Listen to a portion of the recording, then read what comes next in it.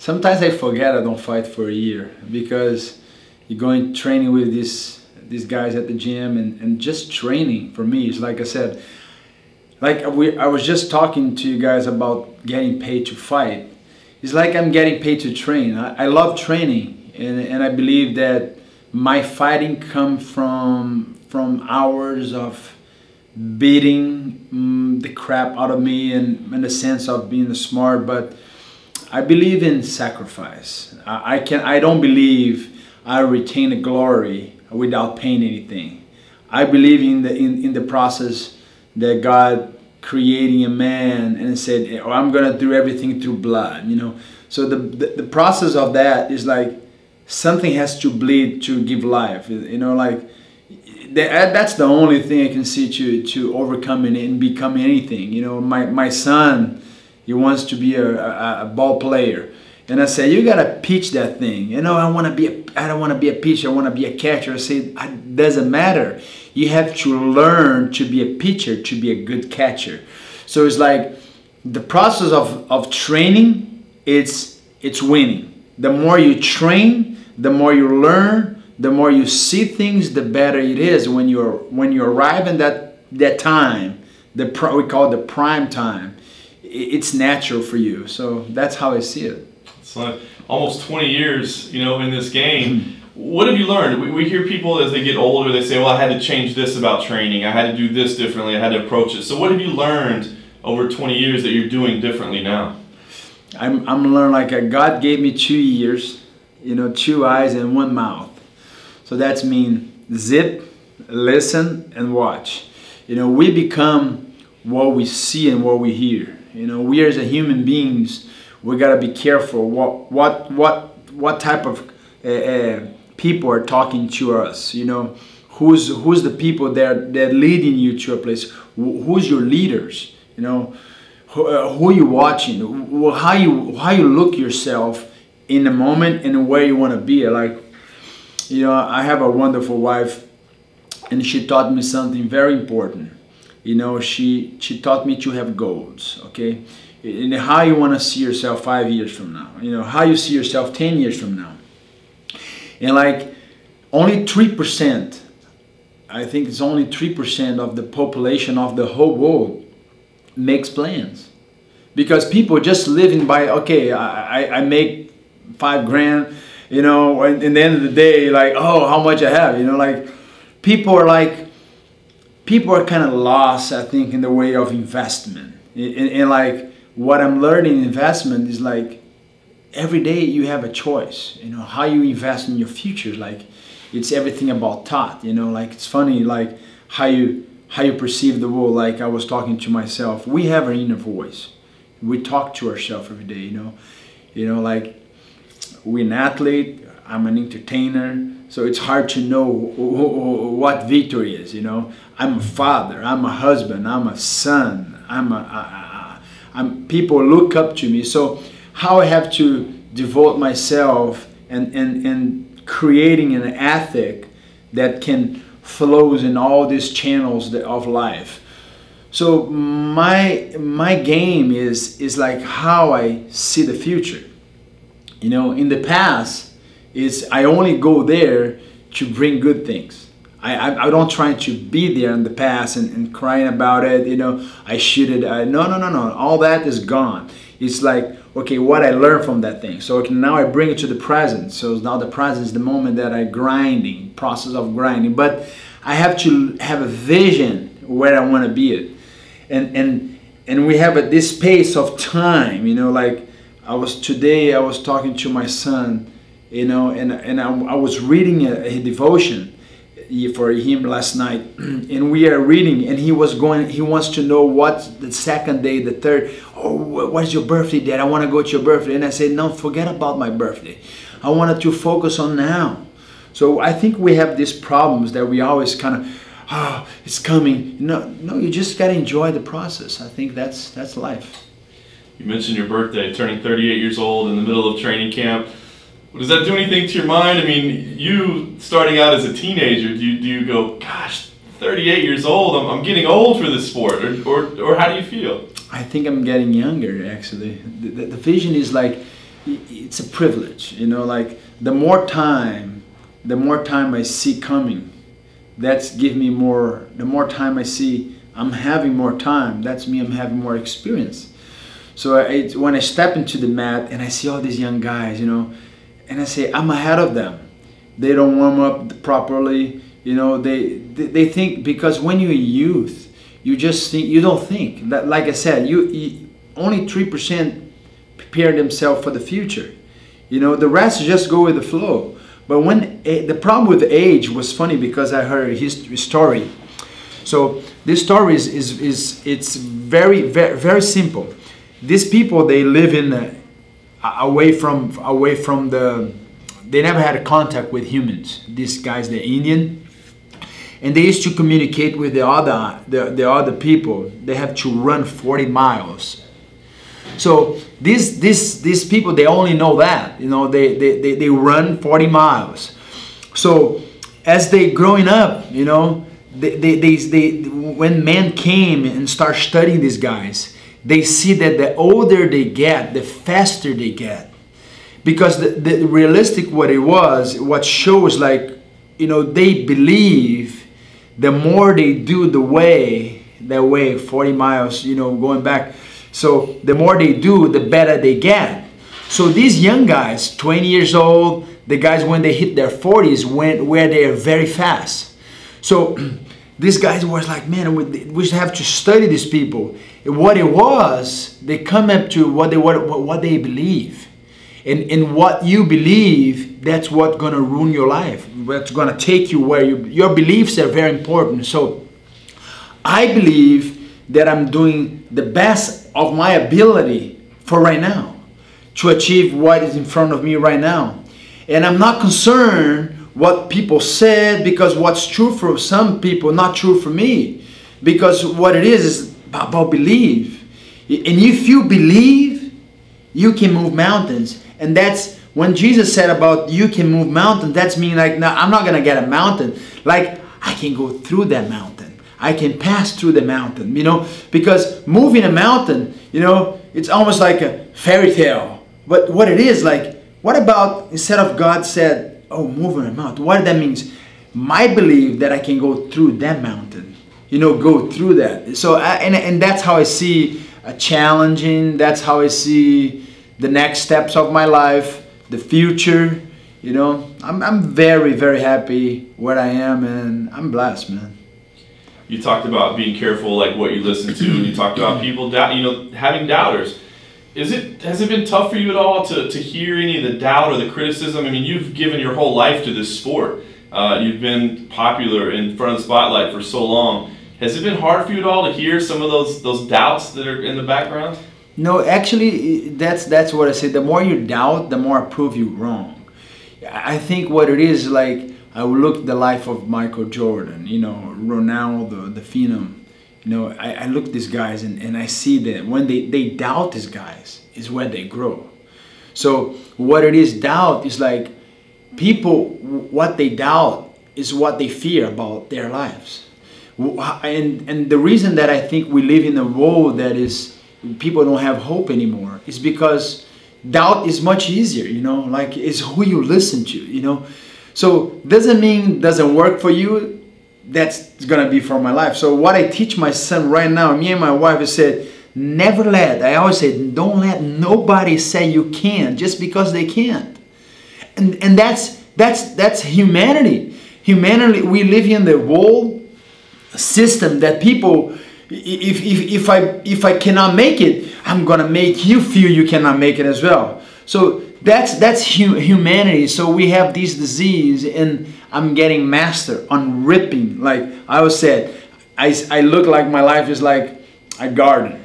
I don't let no one dump trash in my garden. You know, I make sure it's all well protected. The walls are big. So when they trying to dump trash in my garden, you know, I just said, no, not here. We have organic thinking, brilliant thinking. We know where we want to be. We have ethic. We are very no GMO. You know, we are very, very focused in what we feed our minds. So that's how I work. it seems you spend so much time, taking care of yourself, taking care of your family, being the best Vitor Belfort you can be.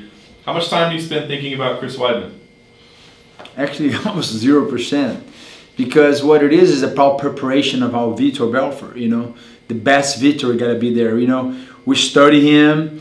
It's very important to know what your opponent brings and what's his style. What he likes to do. What he's always with bread and butter. He always, as the fight goes on, when the fighters start getting tired or frustrated, he always go back for what he knows. His core values. I just like. My focus is like preparing Vitor, kicking, punching, knee, because before everybody's like, Vitor comes with his hands, and then Vitor comes with the ground, and now I'm reinventing myself every day. So I think what it is, like, I'm trying to create almost like an animal, like feet of gazelle, roar like a lion, and have fast as I can be, so I can be in one place doing many things, and I trying to be creative, an artist. That's what it is, The Phenom. Do you still relate to that name, or do you feel like it's time for a change? Can you still be a Phenom 20 years later? Yes, the Phenom is always a Phenom. I think he's and you gotta, and that's what the thing is, like, you have to be. You gotta live up to what it is, If you want to be somebody, if you want to keep doing something, you gotta be keeping doing your best. You cannot stay on the game if you don't improve. I think you cannot last, and you gotta know that everything has time. Time to cry, time to read, time to laugh, it's time to win. And I think this is a good time. We're going in the process of harvest now, be having fun in every season. You know what it's like to be a champion, so it's not like you're trying to accomplish something you've never accomplished before. So with that in mind, what does this mean to you? Is it something special? Does it mean something unique, something new? What does this accomplishment mean to you? It is a journey. I think it is. The journey is what really matters for me, the process, we have a saying in my house. We have if you guys are gonna film here at the gym, you're gonna see a lot of. We work a lot of what we believe, the core values or our beliefs, and one of the things that is the process and outcome. Process is something that I have control. I have control of the process, and I believe that the journey of a real champion is not about one event.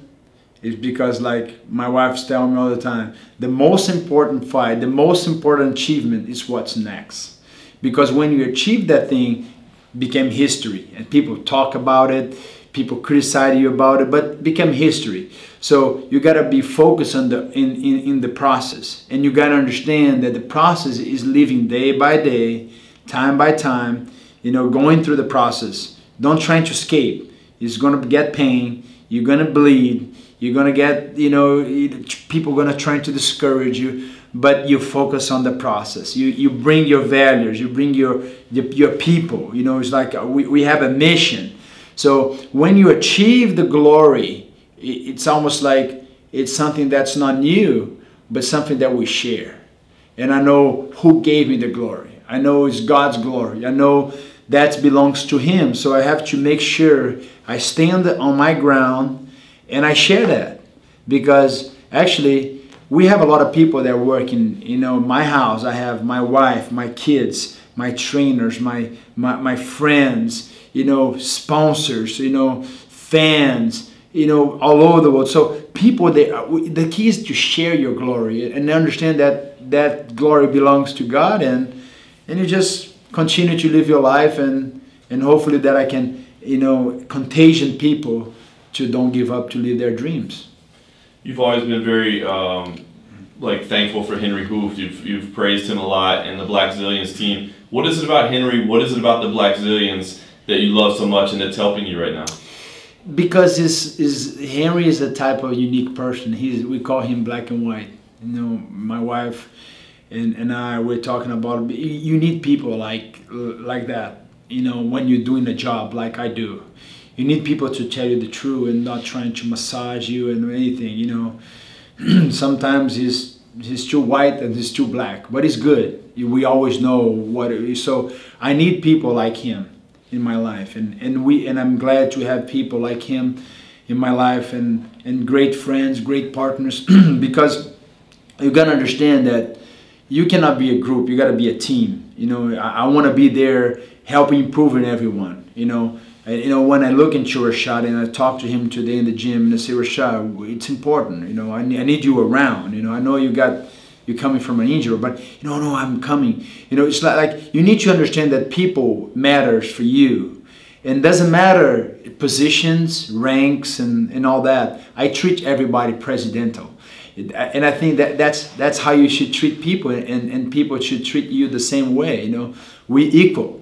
We have different, different goals, different moments, but everybody the same. You know, when you step into the gym, when you go to train, I want to relate it to people. Like I want to be passionate about it, to contagion people and to get people to contagion me. I think that's what makes champions and a team, a real team. So I love it. I love what I do. I love my team. I love my friends, my family, and I love what I do. And they help me to achieve my dreams. They're part of it, big part. I'm curious, do you sit back at all and do you ever close your eyes at night or during the day, or do you envision the fight at all? Do you think about how it's going to go? And if so, when it plays through your mind, how do you see this fight playing out? I see the fights playing out, the strategy-wise. I see me, getting my game on, and kind of be ready to apply. They say, well, you have plan A, plan B. I have one plan, and my plan is win.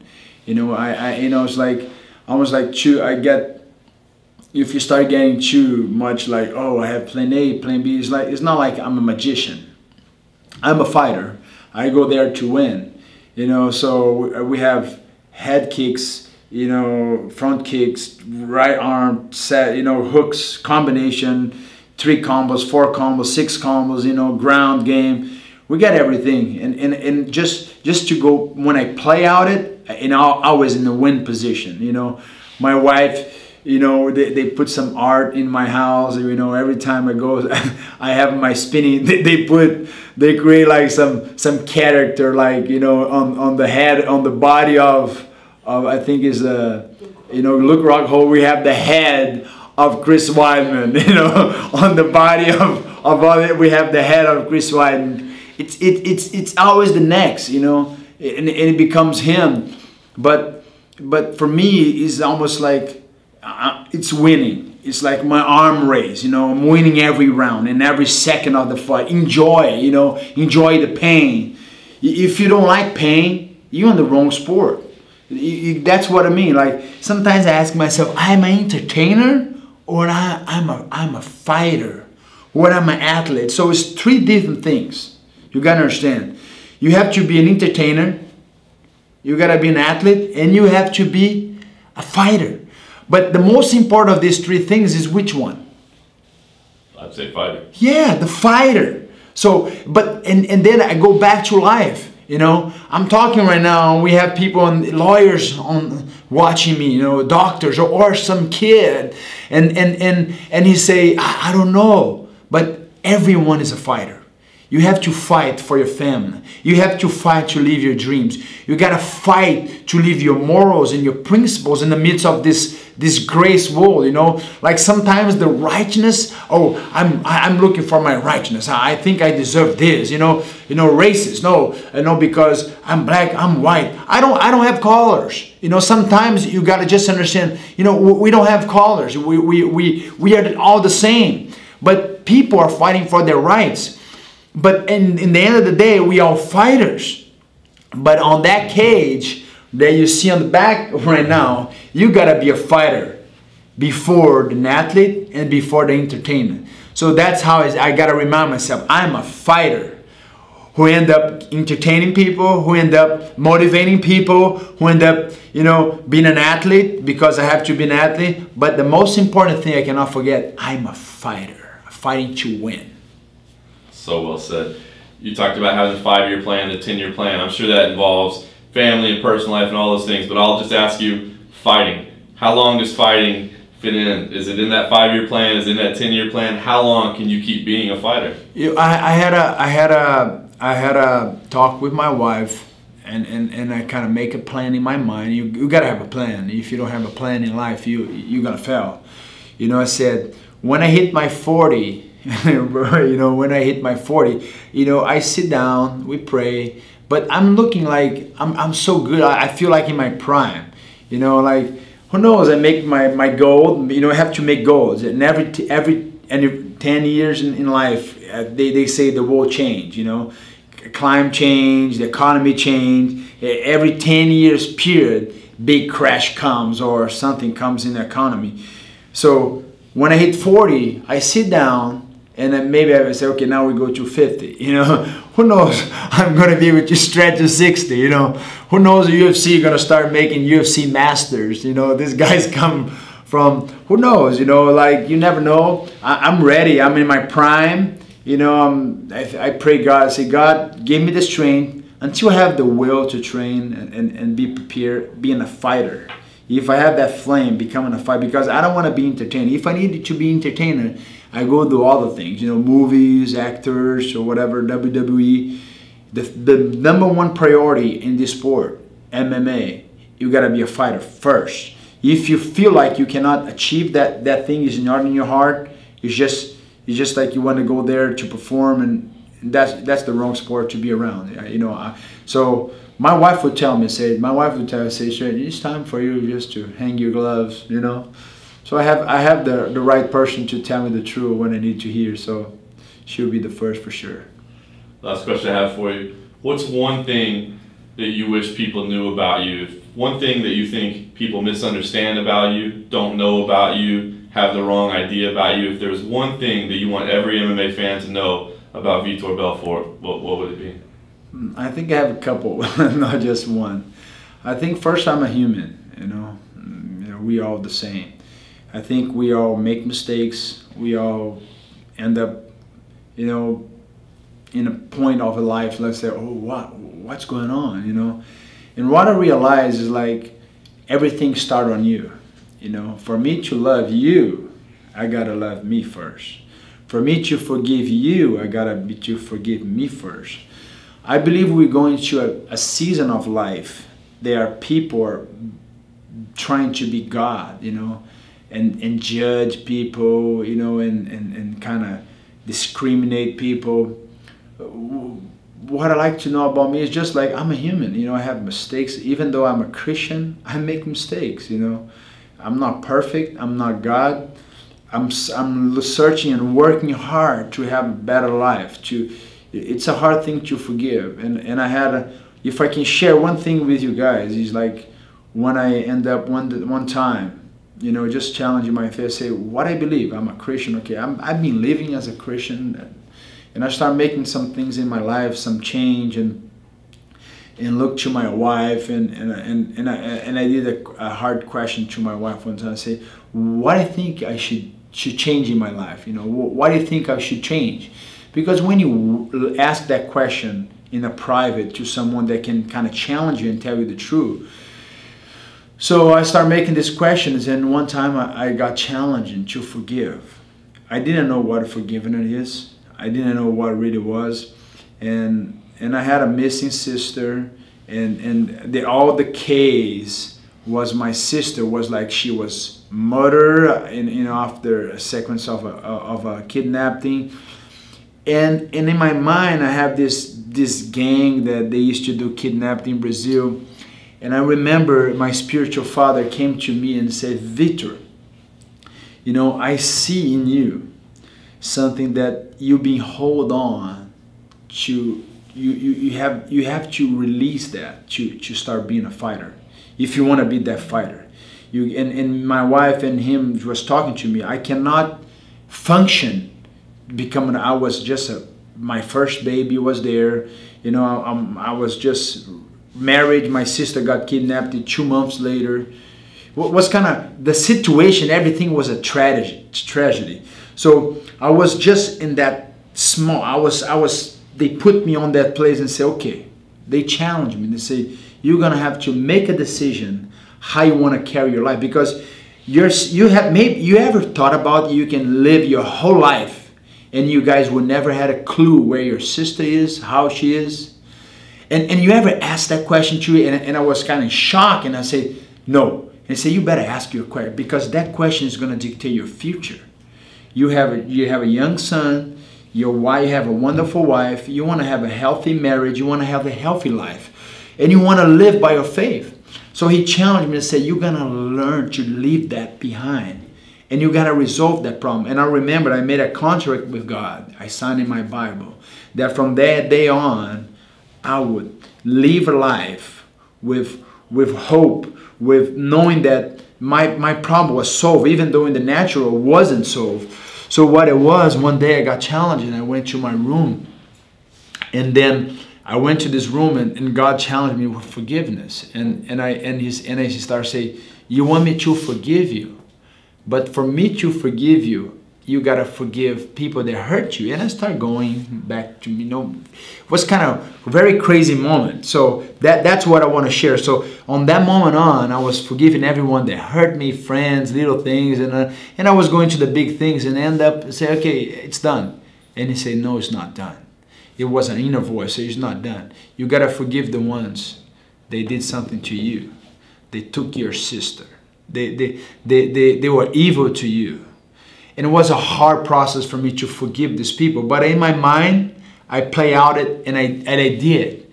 And when I did, it was kind of almost like I was free. And I believe me, I almost thought I could fly.